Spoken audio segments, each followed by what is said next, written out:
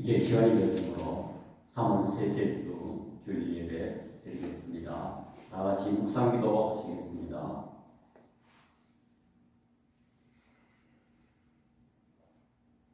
주님의 십자가를 만나기를 소원하는 주의 백성들이 이 시간 하나님 전에 찾아나와 하나님 앞에 예배를 드립니다.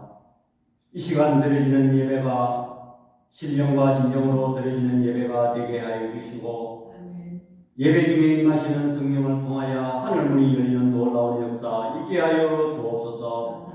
예수님의 이름으로 기도드립니다. 아멘. 우리 찬송가 38장 1절 하시겠습니다.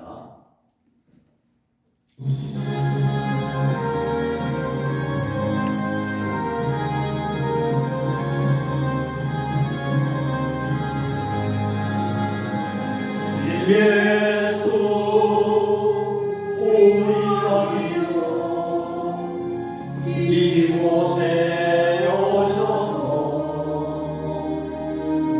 우리가 함께 드린 영광을 받아소서. 우리는 주님의 백성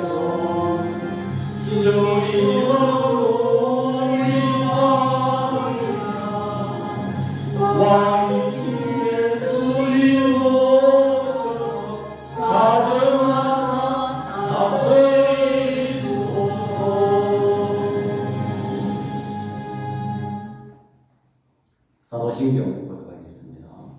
전능하사 천지를 만드신 하나님 아버지를 내가 믿사오며 그 외아들 우리 주 예수 그리스도를 믿사오니 이는 성령으로 잉태하사 동육녀 마리아에게 나시고 본디오 빌라도에게 고난을 받으사 십자가에 못 박혀 죽으시고 장사한 지 사흘 만에 죽은 자 가운데서 다시 살아나시며 하늘에 오르사 전능하신 하나님 우편에 앉아 계시다 저리로서 산자와 죽은 자를 심판하러 오시리라. 성령을 믿사오며 거룩한 공예와 성도와 서로 교통하는 것과 죄를 사하여 주시는 것과 몸이 다시 사는 것과 영원히 사는 것을 믿사옵나이다. 아멘. 우리 교동은 124번입니다. 사순절 전입니다. 124번입니다. 내 하나님이여, 내 하나님이여, 어찌 나를 버리셨나이까? 어찌 나를 멀리하여 돕지 아니하시오며 내 신음소리를 듣지 아니하시나이까? 내 하나님이여, 내가 낮에도 부르짖고 밤에도 잠잠하지 아니하오나 응답하지 아니하시나이다. 이스라엘의 찬송 중에 계시는 주여, 주는 거룩하시니이다. 우리 조상들이 주께 의뢰하고 의뢰하였으므로 그들을 건지셨나이다. 그들이 주께 부르짖어 구원을 얻고 주께 의뢰하여 수치를 당하지 아니하였나이다. 나를 멀리하지 마옵소서. 환난이 가까우나 도울 자가 없나이다. 악한 무리가 나를 불러 내 수족을 찔렀나이다. 내가 내 모든 뼈를 셀 수 있나이다. 그들이 나를 주목하여 보고 내 겉옷을 나누며 속옷을 제비 없나이다. 여호와여 멀리하지 마옵소서. 나의 힘이여 속히 나를 도우소서. 나를 사자의 입에서 구하소서. 주께서 내게 응답하시고 들소의 뿔에서 구원하셨나이다. 내가 주의 이름을 형제에게 선포하고 회중 가운데서 주를 찬송하리이다. 여호와를 두려워하는 너희여 그를 찬송할지어다. 야곱의 모든 자손이여 그에게 영광을 돌릴지어다. 너희 이스라엘 모든 자손이여 그를 경외할지어다. 아멘. 우리 찬송가 27장 하시겠습니다.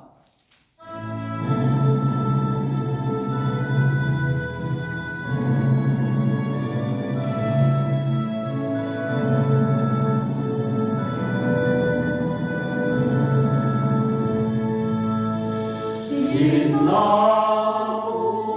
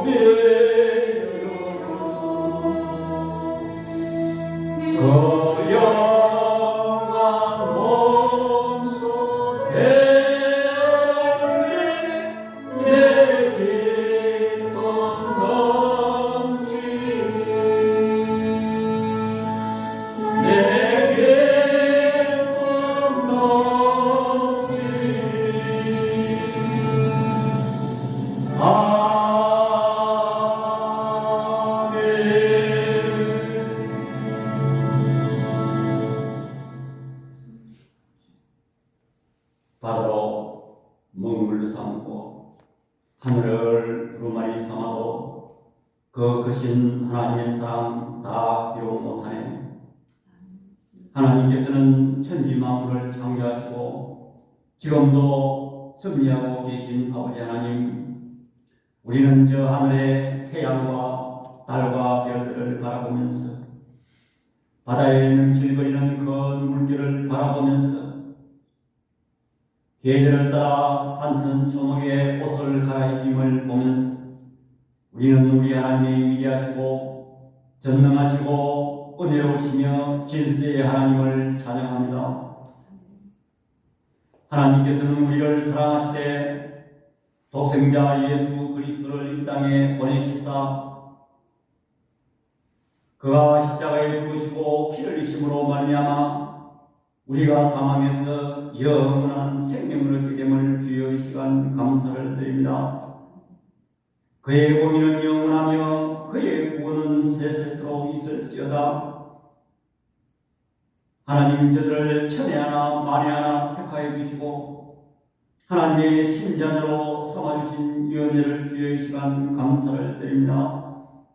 하나님 또 지난 한 주간의 삶도 분주복잡한 이 세상 속에서 저들에게 우리 하나님께서 호흡이 있게 하여 주시고 이렇게 건강한 모습으로 거룩한 날 하나님 전에 찾아나와 하나님 앞에 예배를 드릴 수 있게 된 은혜를 주여 이 시간 감사를 드립니다.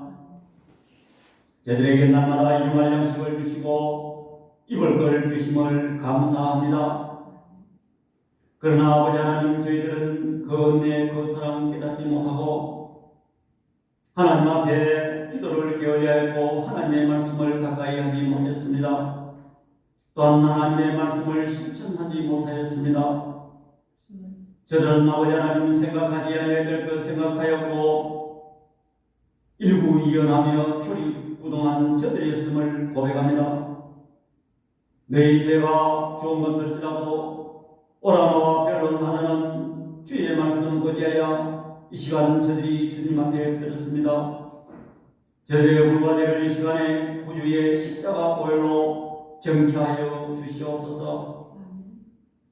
하나님 우리 교회를 사랑하여 주시고 비록 연약한 가운데 출발했지만 우리 주님 오실 때까지 우리 교회가 건재하게 해주시고 하나님 우리 교회를 통해서 이 근방에 믿지 않는 많은 사람들을 죽어가는 저 심령들을 구원해낼 수 있는 구원의 방주의 역할을 감당할 수 있도록 우리 하나님 은혜 베풀어 주시옵소서. 하나님 우리 교회에 나와서 엎드려서 예배하고 기도하는 성도들에게 세상사이에 피곤하고 낙심하고 지친 영혼들이 주의 그늘 아래 쉼을 얻고 안식을 얻으며 평안하게 하여 주옵소서. 하나님 우리 교회를 통하여 수많은 기사와 이적을 경험하게 해주시고 예수 그리스도를 만나는 교회 되게 하여 주옵소서. 하나님 우리 교회를 통하여 선포되는 말씀이 이 지역을 변화시키는 놀라운 역사 있게 하여 주옵소서. 하나님 우리 교회가 아무리 어렵더라도 세상 풍조를 따라가지 말게 해주시고 오직 하나님의 말씀을 쫓아 나아가는 교회 되게 하여 주옵소서. 하나님 우리나라를 사랑하여 주시고 여러가지 정치적으로 경제적으로 어려운 가운데 있습니다. 하나님께서 과거에 세세한 부분까지 이 나라를 사랑하시고 섭리하셔서 이렇게 아버지 하나님 경제 대국이 되고 군사 대국이 되었습니다. 그러나 아버지 하나님 이 백성들이 이제 와서 하나님의 은혜를 깨닫지 못하고 서로 대립하며 분열하고 있습니다. 우리 하나님께서 이 백성들을 다시 한번 불쌍히 여겨주시고 이 나라의 의정자들에게 하나님을 두려워하며 이 백성들을 위하여 정치할 수 있도록 우리 하나님 은혜 베풀어 주시옵소서. 우리나라의 여러가지 앞으로 다가올 모든 세세한 부분까지 우리 하나님께서 지켜주시고 인도하여 주시고 승리하여 주시옵소서.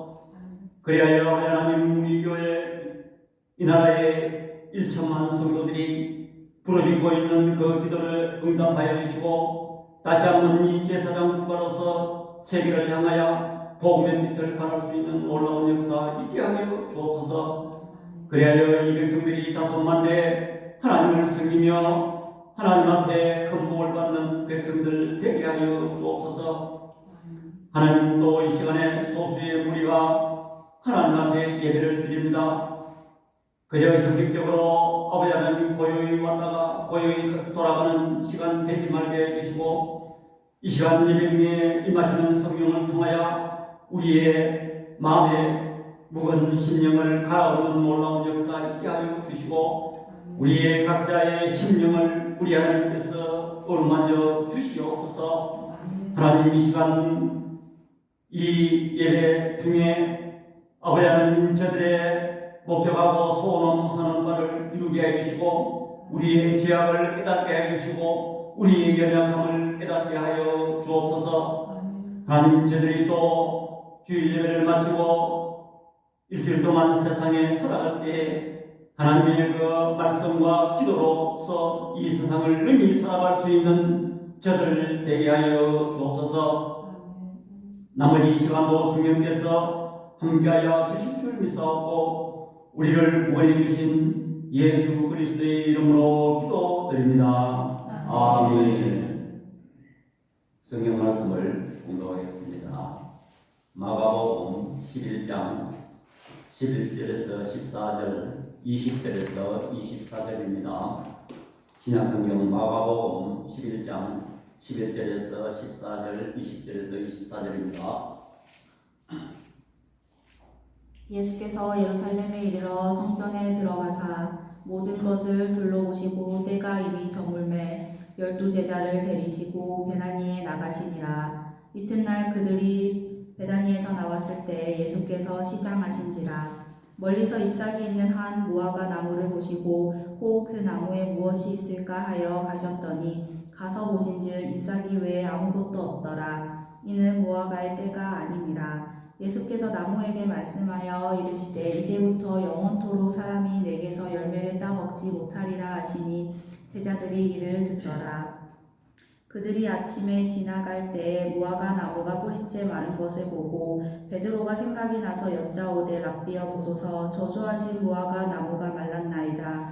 예수께서 그들에게 대답하여 이르시되 하나님을 믿으라. 내가 진실로 너희에게 이르노니 누구든지 이 산더러 들리어 바다에 던져지라 하며 그 말하는 것이 이루어질 줄 믿고 마음에 의심하지 아니하면 그대로 되리라. 그러므로 내가 너희에게 말하노니 무엇이든지 기도하고 구하는 것은 받은 줄로 믿으라. 그리하면 너희에게 그대로 되리라. 아멘. 이 시간 봉헌 시간입니다. 4월 첫주가 부활주일입니다. 그래서 지금부터 원칙은 지금 사순절 기간인데 우리 교단에서는 사순절을 크게 의미를 두고 있지는 않습니다.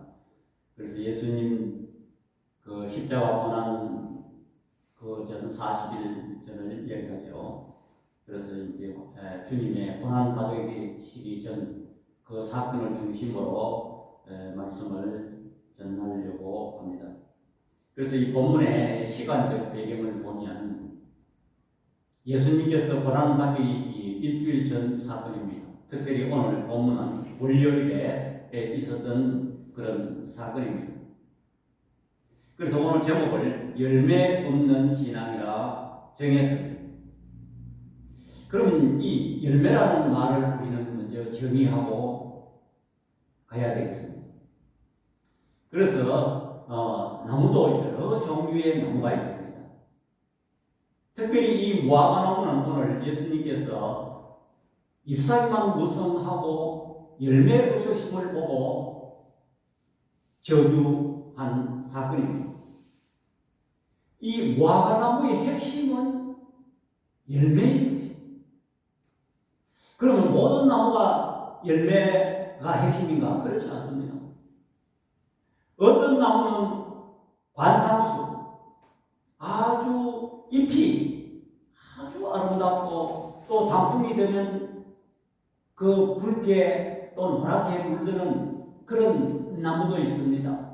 그러면 그는 열매는 없어도 관상의 목적입니다. 또 어떤 나무는 제목으로 예를 들어서 뭐 소나무라든지 또 다른 뭐 어떤 이런 제목 그런 거는 열매도 없고 꽃도 없지만 제목으로 쓰는 것이 그것이 또 그 나무의 사명이고 열매인 것입니다. 그래서 꼭 열매만 열매라는 것을 말하지 않고 있는 것입니다. 그래서 다시 이걸 해석하면 열매는 핵심이다. 이렇게 또 정의할 수가 있는 것입니다. 제 나름대로 정의해 보았습니다. 그러면 우리가 논문을 쓰거나 어떤 책을 읽어보면 거기에 핵심이 있습니다. 그 저자가 말하고자 한 키포인트가 뭐냐? 간단한 내용. 그 간단한 내용을 장황하게 써놨습니다.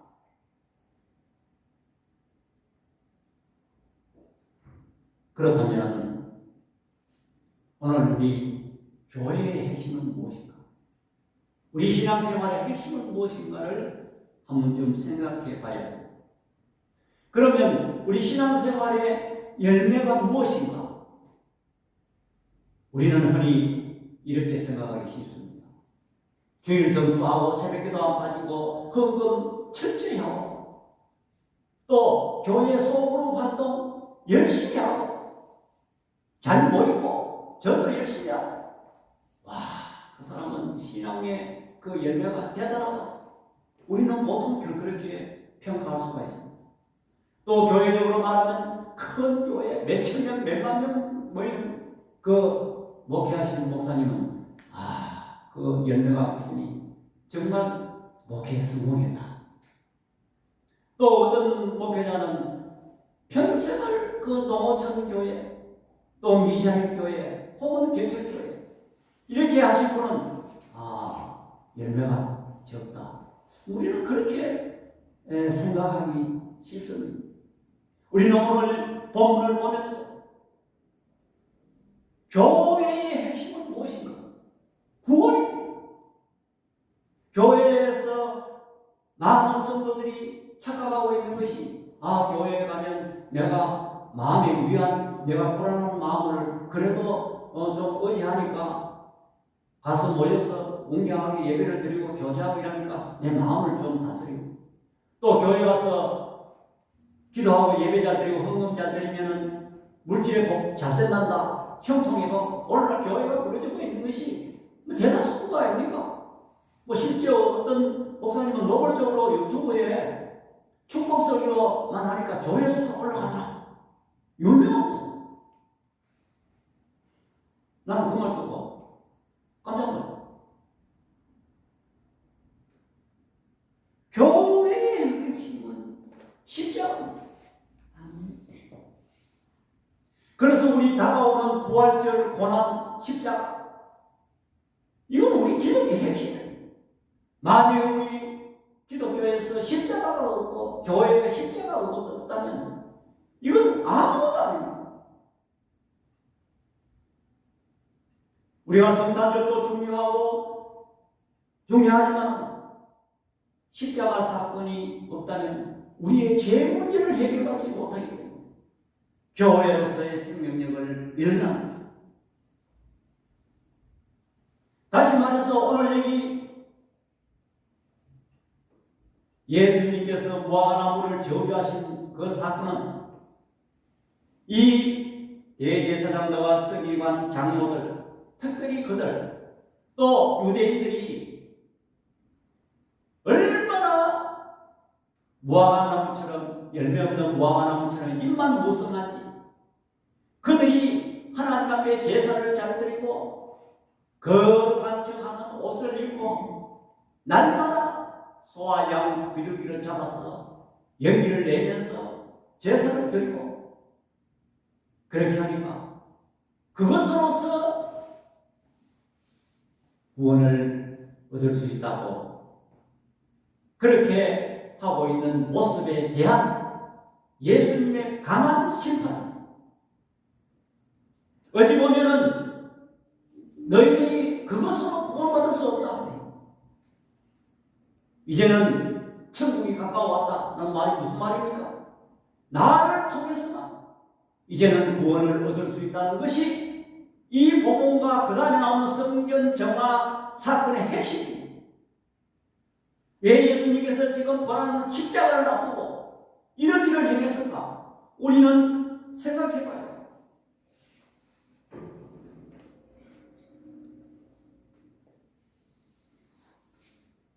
그래서 우리는 오늘날 이 본문을 보면서 우리의 신앙 상태가 어떠한가를 저는 오늘 살펴보려고 합니다.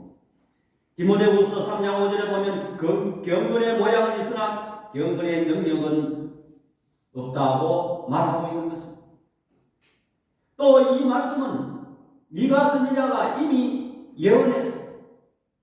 미가서 7장 1절에 보니까 이스라엘의 의가 없는 것을 통탄하여 처음 익은 무화과가 없도다 그랬습니다.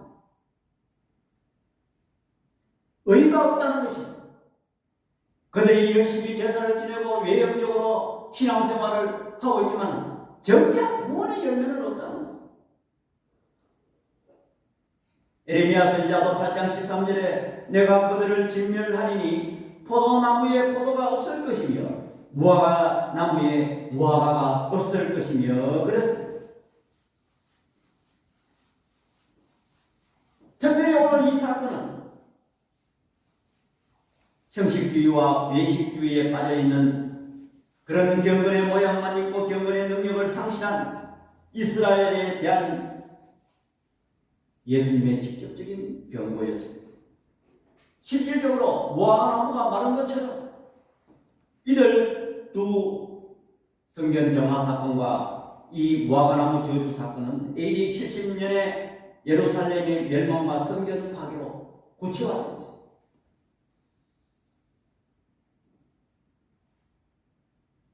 이 무화과나무를 저주하신 사건은 기능을 파괴한 것입니다. 무화과나무는 이스라엘을 상징하고 있습니다. 이 무화과나무는 이스라엘과 아주 친숙합니다.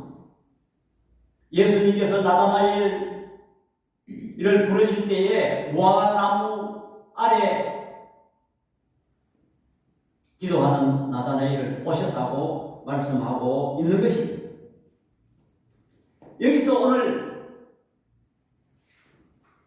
본문 12절에 보니까 이튿날 그들이 베다니에서 나왔을 때 예수께서 시장하신지라 그랬습니다.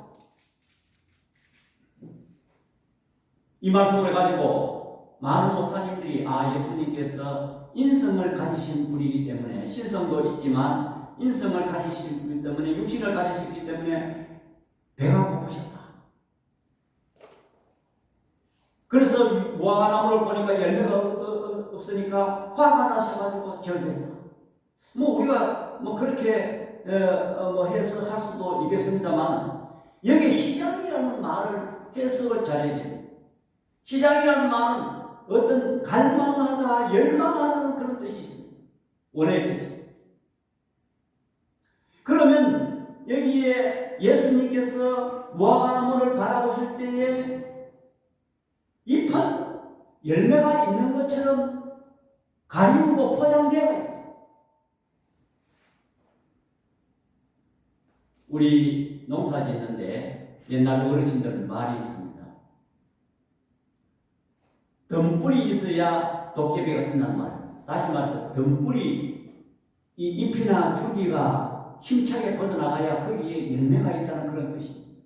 아마 예수님께서 그 무화과나무를 볼 때 아마 잎이 아주 저기 가면 틀림없이 무화과나무가 있을 것이다. 시장하셨다는 것은 갈망하고 열망, 다시 말하면 열매가 그건 틀림없이 있다. 다시 말해 은밀한 말은 이걸 영적으로 해석하면 요란하게 신앙생활을 아주 요란하게 하는 이스라엘 백성들이 거기에는 구원이 있을 것이다. 이런 말이에요. 그래서 구원이 그들에게는 요란하게 신앙생활을 하지만 없다는 것이죠. 그 다음에 13절에 보니까 멀리서 잎사귀 있는 한 무화과나무를 보시고 그 나무에 무엇이 있을까 하여 가셨더니 가서 보신 적 잎사귀 외에는 아무것도 없더라. 이는 무화과의 때가 아니니라. 아니 예수님도 그렇지. 무화과나무는 열매 철이 아닌데 아니 예수님이 철을 몰랐나? 철도 아닌데 거기 가서 열매를 구했다. 이상하지 않습니까? 그래서 이 말씀을 두고 이 말을 두고 많은 해석들이 있지만 저는 여러 선배 목사님들 설교나 또 여러 가지 주소를 이제 참고합니다. 여기 때라는 말은 카이로스라는 단어를 썼습니다. 그 때라는 말은 일반적인 시간이 아니라 특별한 시간을 의미하는데 여기 그 때라는 말은 무화과나무의 때라는 말은 무슨 얘기냐면 이스라엘의 거기에 무화과나무는 3, 4월에도 열매가 열린다. 그 다음에 6, 7월에도 열리면서 또 8, 9월에도 열매가 계속 이어진다. 다시 말하면 무화과나무가 시도 때도 없이 열매가 맺는다. 그런데 그때 당시는 중국이 그 6월절이니까 지금 이 시기가 예수님께서 십자가에 달리시는 그 6월절이 가까우니까 아마 3, 4월이다. 그러면 그때는 진짜 그 무화과나무 철, 그 우리가 보통 이런 철이가 요즘 참외철이다. 요즘 딸기철이다. 과일도 수박철이다 그러지 않습니까? 그러면 수박이 요새는 겨울에도 나와요. 그 지금 문제가 수박철이 아니거든요. 아니 이제 그걸 얘기해. 그래 8, 9월에 달리는 무화과나무가 제일 맛있고 거기 진짜 무화과나무 때라 철이다. 그래서 여기 3, 4월이라 그 6월절이니까 막 그런 때가 아닌데 그래도 그때 당시에 3, 4월에 맺히는 무화과는 당도도 떨어지고 모양도 형편없답니다. 그러면 때는 아니지만 그런 작은 무화과나무라도 있어야 된다는 이런 말.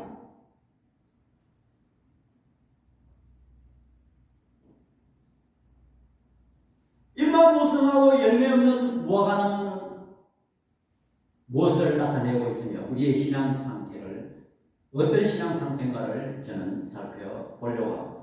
첫 번째로 종교적 형식주의. 멀리서 보니까 입만 무성하고 열매가 있어 보여. 바리새인들이 열심이고 바울의 말처럼 율법으로는 흠이 없는 것 같아.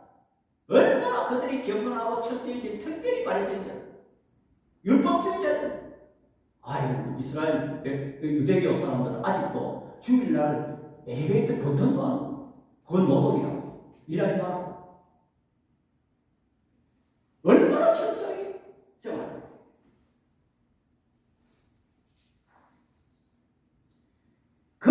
우리는 보면 특별히 남자도 단장을 하지만 특히 여자분들 화장을 많이 해요. 화장과 자기의 어떤 그 얼굴의 본 모습을 좀 가리고 이제 그 얼굴에 뭐 흉터라든지 또 안 그러면 그 검은 그런 그 딱지라든지 이런 것을 자꾸 가리고 포장하기 위해서 자꾸 화장을 합니다. 우리 신앙생활도 마찬가지입니다. 자꾸 포장, 내가 그래도 목사 아이가. 목사인데, 내가 그렇게 할 수 있나? 좀 옷도 좀 단장하게 입고, 또 성경책도 어떤 데 딱 끼고, 또 장로 권사도 마찬가지야. 그래도 내가 장로 권사 아이지. 내가 사모 아이가. 그런 식으로 포장을 하고 또 다른 사람의 그 화려함에 눈치를 또 봐야 되고 그것이 전혀 아니라는 것은 아닙니다. 그러나 그 근본적인 문제도 같이 병행에 따라줘야 되지. 외형만 그렇게 보여주기식 신앙생활을 한다는 것은 입만 무성한 이 무화과나무와 동일합니다. 사람은 왜 포장합니까? 자기의 결정을 감추고 특별히 이 사회에도 보면 자기 자신이 그 열등감이 있는 사람이 포장합니다. 열등감. 저는 이렇게 많은 사람들을 이렇게 접해보니까 한 예입니다만 제가 경북대학에서 그 대학원을 다닐 때 보니까 대체적으로 공부 많이 하고 실력 많이 가진 이 교수님들이고 정말 얼마나 수수하고 화장도 옳지 않아요. 여자 교수님들 화장도 옳지 않고 복장도 어느 분이 와서 그 세미나 하는데 이제 처음으로 왔었던 말이야. 그리고 길을 묻더라고. 이거 어느 바에 가려면 그대로 가면 돼. 뭐 보니까 뭐 농촌에 반일하다 오시는 것 같아. 뭐 복장도 보니까 뭐 바지도 입고 막. 그래서 저는 학부모가 이래 생각해요. 그럼 교수님이야. 적어도 경비 교수님 같으면 거기서 같이 외국에서 오셨다면 다 외국에 유학하고 다 외국에서 박사, 석사, 국내 박사 과정은 경비에서 강단에 오셨어요. 다 공부한 사람들과 영어는 다다다하고 참 이런 분들이 그렇고 또 의사들도 제가 울산대학병원에 그게 모친이 그때 현장에서 가보니까 청직이 매우 이렇게 통통한 여자분이 청직이 매다는 것은 그것은 의사 간호는 청직이라고 합니다. 그래 이제 보니까 그래 이제 이 사회도 보면 이 내적으로 충만한 사람이 외모에 대해서는 이게 조금 소홀히 하는 그런 부위가 있어요. 그런데 어떤 사람이 포장을 많이 하느냐? 속이 오히려 좀 텅텅 빈 사람이 그걸 커버하기 위해서 자꾸 포장. 다 그런 게 아니고 거기 나쁘다 그런 거 아닙니다. 물론 아름답게 하는 거 좋죠. 대체적으로 그렇다는 거예요. 우리 신앙생활에 있어서도 내가 왜 이 이야기를 하냐? 우리 신앙생활에서 근본적인 열매 핵심은 없으면서 외형도 그렇게 하면은 죄사함도 없고 구원도 없다. 그걸 말합니다.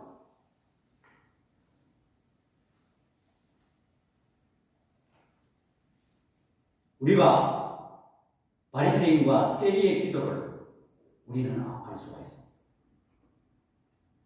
누가복음 18장 9절에 보니까 또 자기를 어렵다고 믿고 다른 사람을 멸시하는 자들에게 이 비유로 말씀하실 때 두 사람이 기도하고 성전에 올라가요. 하나는 바리새인이요, 하나는 세리. 바리새인을 써서 따로 기도하며 이르되 하나님이여 나는 다른 사람들 곧 토색 불이 간음하는 자들과 같지 아니하고 이 세리와도 같지 아니함을 감사합니다. 아니 이 사람 자기 기도만 하는 내용이지 다른 사람은 그걸 비교하면서 자기는 선하고 자기는 우월하다는 것을 말하고 있어. 나는 일에 2번씩 금식하고 소득의 11조를 드리나이다. 얼마나 신앙생활 철저히 합니까? 이래 하는 사람이 있나요? 일주일에 2번 금식한다. 그러나 13절 세리는 보니까 멀리 서서 감히 눈을 들어 하늘을 쳐다보지도 못하고 다만 가슴을 치며 이르되 하나님이여 불쌍히 여기소서 나는 죄인이소이다 하였노. 내가 너희에게 이르노니 아예 저 바리새인이 아니고 이 사람이 어렵다 하심을 받고 그의 집으로 내려가니라. 무릇 자기를 높이는 자는 낮아지고 자기를 낮추는 자는 높아지리라 그랬습니다. 여러분, 이 바리새인의 기도는 관중이 필요해요. 왜냐하면 다른 사람이 봐줘야 되니까. 그래서 무대가 필요해요. 다른 사람이 자기를 봐주기로 내가 이렇게 경건하고 이렇게 내가 기도하고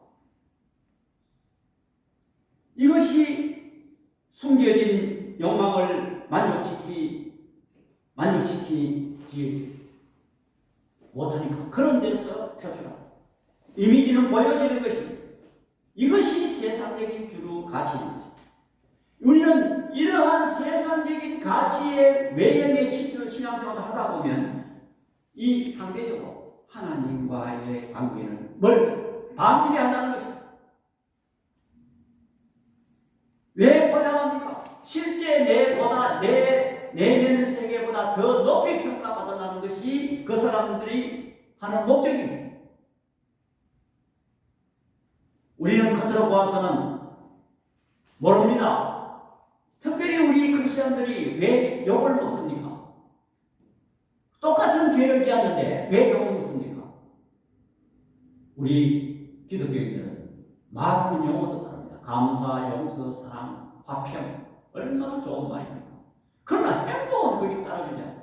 예를 들어 똑같은 죄를 저질렀다. 예를 들어서 뭐 그럴 일은 없지만은 똑같이 세상 사람도 물건을 훔치고 목사인 제가 물건을 훔쳤다 하신다. 똑같은 죄를 지었는데 누굴 더 욕해갔어요? 목사를. 제가 전혀 없습니다.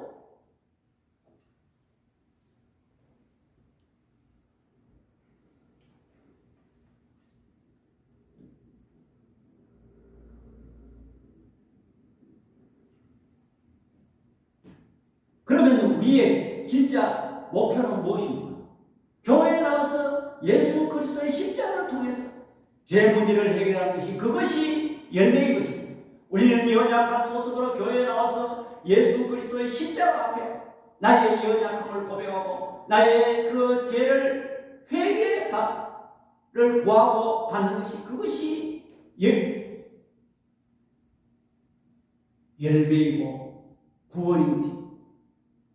죄 문제는 내면의 문제이지 결코 포장돼서는 안 되는 것입니다. 예를 들어서 암 환자가 있다면 암 환자에게 그 배를 가르고 거기에서 암을 떼내고 고통이 떠들어가도 의사한테 옷을 벗고 완전히 거기에서 수술을 받아야만이 이지. 그건 감추고 좋은 옷만 입히고 좋은 음식만 먹고 가요. 암 환자가 좋은 음식을 암이 더 많이 자라.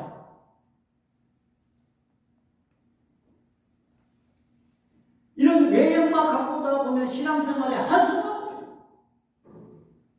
왜냐하면 외형적으로 가져다도 나중에 어떤 위기가 오거나 험감이 왔을 때 이런 시에 무너지고 그로 인해서 자신이 속고 있다는 것입니다. 허세는 무엇입니까? 윗선이고 일종의 쇼입니다. 보여주는 것입니다. 지금 최근에 우리 교회나 불신세계에 떠들썩하게 일어난 사건이지 않습니까? 우리 교회는 숫자가 얼마나 많이 모인다. 그게 강박관념에, 그게 물량주의에, 그게 강박관념에 해서 막 사람들을 더들고.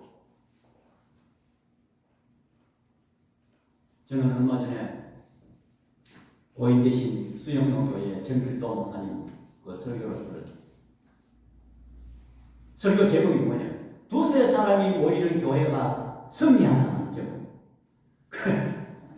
제가 그런 설교를 제목을 했다 하면 이 교회가 약하니까 뭐 그러니까 나 그분 설교를 내가 대담해놨지만 정말 그분이 우리 수영도 교회 이 큰 그분이 교회가요.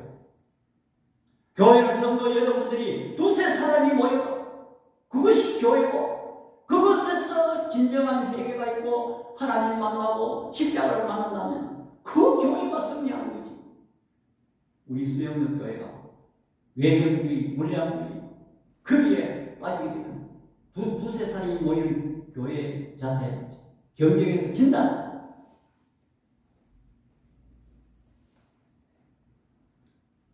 두 번째로 이런 입만무성한 그런 신앙의 특징이 뭐냐? 죄를 자꾸 감추려고. 서기관 바리새인 대제사장들은 그들이 열심히 있는 종교 생활에 대해서 죄악의 수치심을 자꾸 가리려고.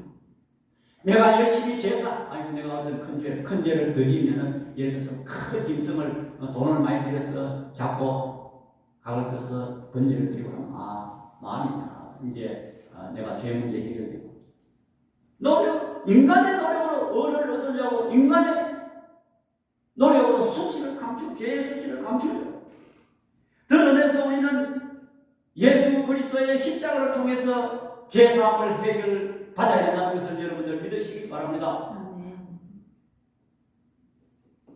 여러분 이사야 1장 11절에 20절에 보면 11절에 보니까 여호와께서 말씀하시되 너희의 무수한 재물이 내게 무엇이 유익하냐? 나는 순양의 번제와 살찐 짐승의 기름에 배불렀고 나는 수송아지나 어린 양이나 순염소의 피를 기뻐하지 아니하노라.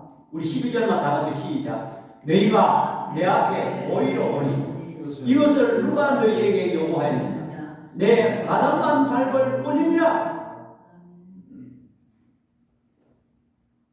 성전 마당만 받는다는 것은 내 앞에 그냥 형식적으로 보이러 오는 주일이니까 내가 하나님 앞에 예배 안 드릴 수는 없고 내가 목사예요. 예배 안 드릴 수 없고 이런 식으로 우리가 하나님 앞에 예배를 본다면 우리는 헛수고예요. 13절에 보니까 헛된 재물을 다시 가져오지 말라. 분양은 내가 가득히 여기는 바요 월삭과 안식일과 대회로 모이는 것도 그러하니 성회와 아울러 악을 행하는 것을 내가 견디지 못하겠노라.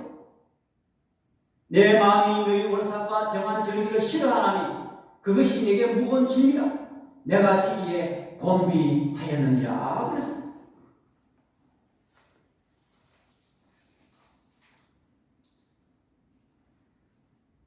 우리는 다윗을 보면 잘 알 수가 있는 것입니다.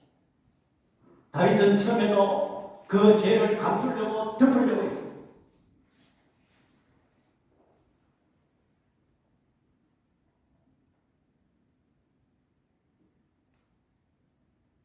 사무엘하 12장 9절에서 15절에 보니까 그리한데 어찌하여 내가 여호와의 말씀을 없이 여기고 나보기 악을 행하였느냐? 내가 칼로 햇사람을 우리아를 치게 암몬 자손의 칼로 죽이고 그의 아내를 빼앗아 내 아내로 삼았도다.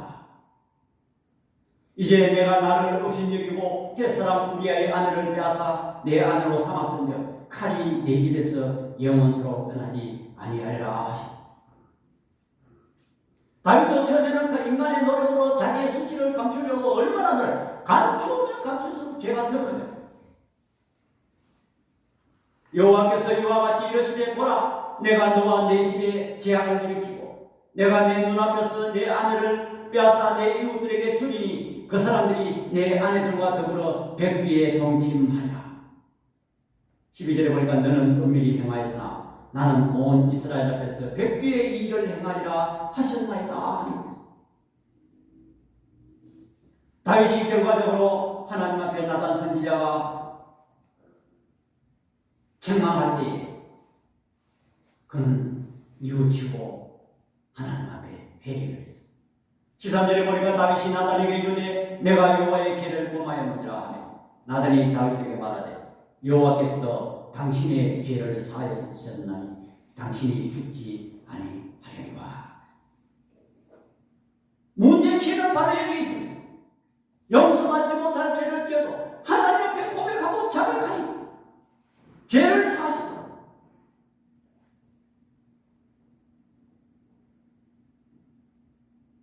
이 일로 말미암아 여호와의 원수가 크게 비방할 거리를 얻게 하였으니 당신이 낳은 아이가 반드시 죽으리라 하고 나단이 자기 집으로 돌아가니라. 우리아의 아내가 다윗에게 낳은 아이를 여호와께서 치심에 심히 알는지라.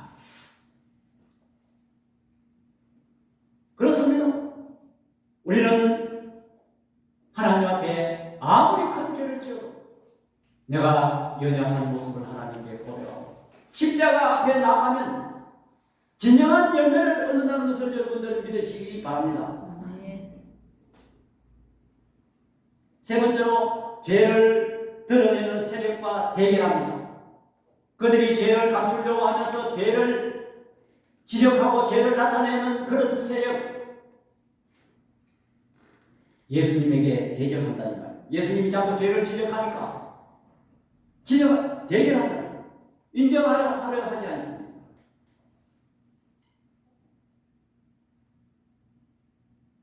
마가복음 11장 27절에서 28절에 보니까 그들이 다시 예루살렘으로 들어가니라. 예수께서 성전에서 거니실 때에 대제사장들과 서기관들과 장로들이 나와서 이르되 무슨 권위로 이런 일을 하느냐? 누가 이런 일을 할 권위를 주었느냐? 다시 말해서 예수님께서 성전 점화 작업을 하고 쥐었고 하니까 무슨 권위로 이렇게 하느냐? 당신 어느 집하냐? 요즘 말하면 어디 출신이냐? 어디 소속이냐? 어느 학교 나왔느냐? 이런 뜻입니다. 마가복음 12장 12절에도 그들이 예수의 비유가 자기들을 가르쳐 말씀하신 줄 알고 작고자대 무리를 두려워하여 예수를 두고 가니라.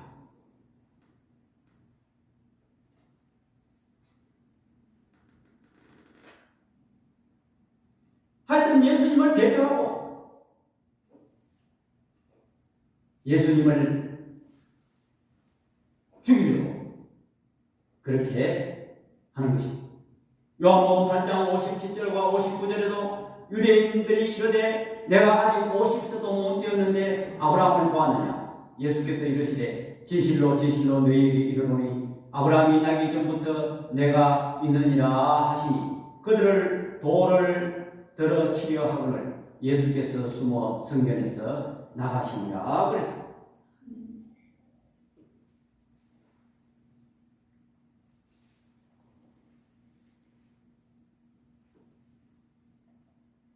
그들은 결국은 예수님을 십자가에 못 박으라고 주문하고 있습니다. 요한복음 18장 39절에서 40절에 보니까 6월절이면 내가 너희에게 한 사람을 놓아주는 전례가 있으니 그러면 너희는 내가 유대인의 왕을 너희에게 놓아주기를 원하느냐 하니 그들이 또 소리질러 이르되 이 사람이 아니라 바라바라 하니 바라바는 강도였더라.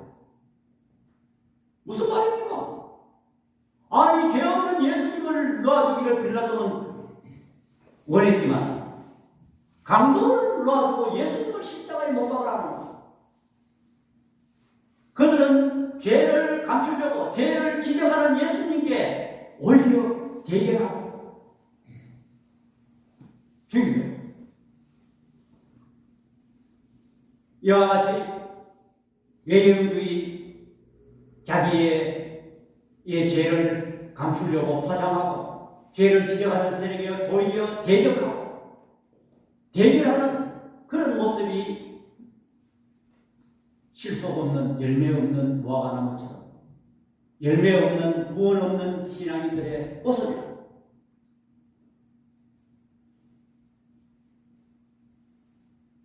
제가 말씀을 맺겠습니다. 성도와 교회는 십자가가 없고 죄 회개와 구원이 없으면 아무런 유익이 없고 열매 없는 건 똑같습니다. 열매 없는 신앙의 결과는 어떻게 되느냐? 말라 죽는 것입니다. 열매 맺지 않으면 심판, 제거의 대상입니다. 위장된 신자는 결과적으로 낙오되고 멸망하는 것입니다. 요한복음 15장 2절에 예수님께서 포도나무 비유를 말씀하시면서 물은 내게 붙어 있어 열매를 맺지 않는 가지는 아버지께서 그것을 제거해 버리시고 물은 열매를 맺는 가지는 더 열매를 맺게 하여 그것을 깨끗하게 하시니라 그랬습니다. 마태복음 7장 20절에도 이러므로 그들의 열매로 그들을 알리라 그랬습니다. 이처럼 열매가 중요합니다. 그 열매가 무엇입니까? 우리가 겉으로 보이는 그런 충성하는 그런 보이는 열매가 아니고 나의 내면의 세계에서 나의 연약함을 십자가에 내어놓고 회개하는 것이 그것이 열매라는 것입니다. 그들은 예수님을 십자가에 못 박았습니다. 오늘 우리도 예외가 아닌 것입니다. 열매가 없으면 예수님을 십자가에 못 박는 것이고 예수님을 대적하는 것이고 우리는 자꾸 그 열매를 내 인간의 수단으로 자꾸 감추려고 하는 것입니다. 우리는 연약한 모습으로 날마다 십자가 앞에 나가야 하는 것입니다. 신앙생활을 오래 하는 사람일수록 교회 직분이 높은 사람일수록 교모하게 자기를 속이고 자기를 자꾸 감추려고 합니다. 입만 무성한 신앙생활 포장으로서는 절대로 구원을 받을 수가 없는 것입니다. 우리는 날마다 앞에 십자가 앞에 우리의 포장된 모습을 하나하나 벗겨나가야 됩니다. 우리의 완전히 벌거벗은 우리의 내면 세계를 완전히 벗기고 십자가 앞에 나와서 예수 그리스도의 십자가 앞에서 고백하고 죄사함을 받아야 그것이 열매라는 것을 여러분들 깨달으시기 바랍니다. 내가 만든 어른은 구원을 받을 수가 없는 것입니다. 오직 십자가 예수 그리스도의 피로만이 구원의 열매를 받을 수 있다는 것을 여러분들 믿으시기 바랍니다. 기도하겠습니다. 사랑의 아버지 하나님, 우리는 이 열매 없는 무화과 나무처럼 우리의 신앙생활을 보여주기식, 체면식, 거칠에만 분들이한 그런 신앙생활을 하였으면 고백합니다. 주여 이제부터라도 연약한 십자가, 저들의 연약한 모습을 주님의 십자가 앞에 하나하나 벗기면서 우리의 본 모습이 완전히 드러났어. 예수님 앞에 구원의 열매, 제사의 열매를 받을 수 있는 우리들 되게 하여 주옵소서. 예수님의 이름으로 기도드립니다. 아멘. 우리 찬송가 260장 하시겠습니다.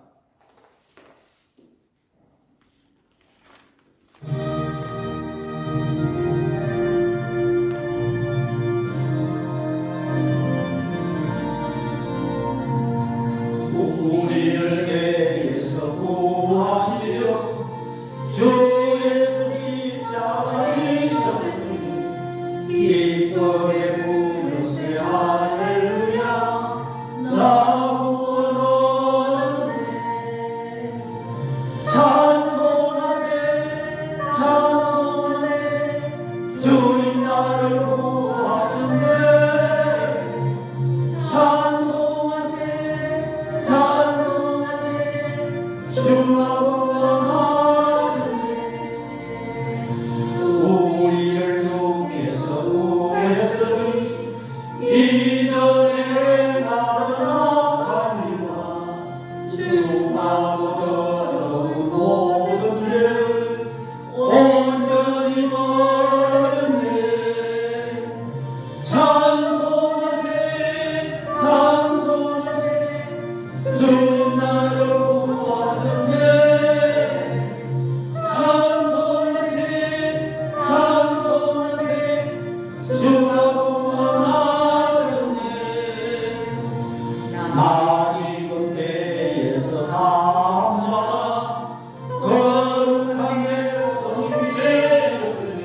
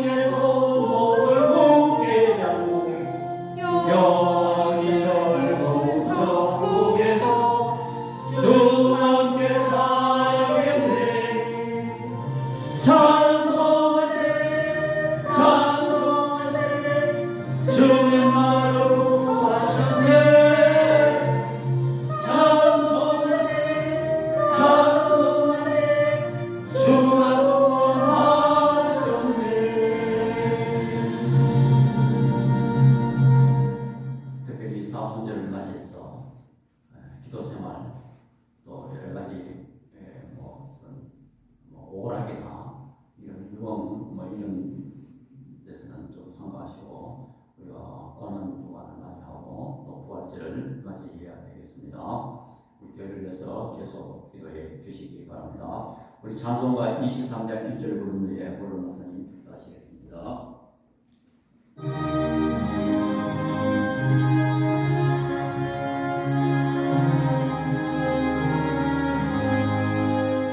마음이 내게 있으니 거듭나가지고 내 구주 주시는 주를 찬송하게. 이제는 우리를 위해 고난당하신 우리 주 예수 그리스도의 은혜와 하나님의 영원하신 사랑하심과 성령님의 감화교통 충만하심의 역사가 형식을 버리고 위선을 버리고 불의와 불선을 버리고 성령의 9가지 열매를 맺어 하나님께 영광 돌리기를 소원하는 눈뜨는 교회 성도들 머리 위와 가정과 교회 위 이제로부터 영원토록 함께 있을지어다. 아멘.